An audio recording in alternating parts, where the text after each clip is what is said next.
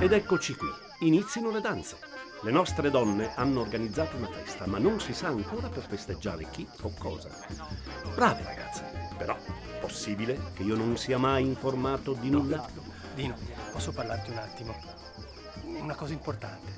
Hai bisogno forse di un massaggio? No, magari dopo. Prima parliamo. Andiamo. Oh!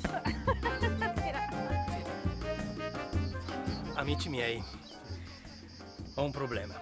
Scusa. Giuseppe? Riunione di famiglia.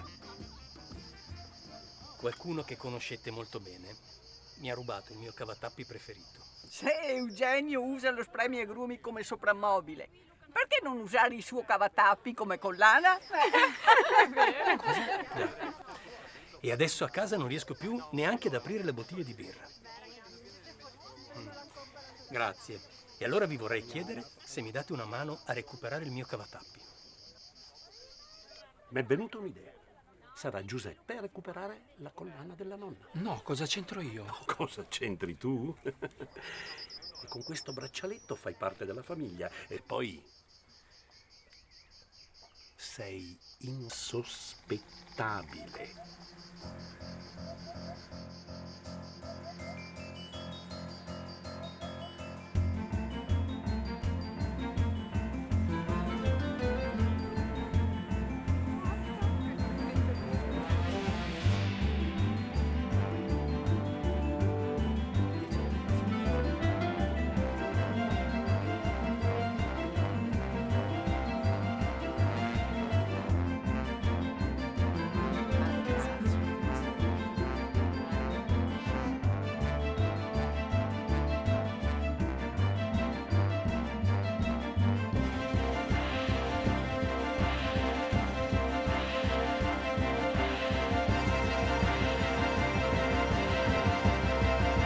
Tanti auguri a te, tanti auguri a te. Un momento! Oggi non è il mio compleanno! Ma che vi passa in testa?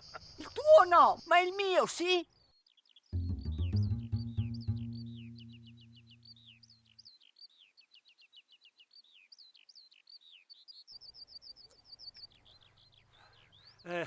E allora, Livia, tanti auguri!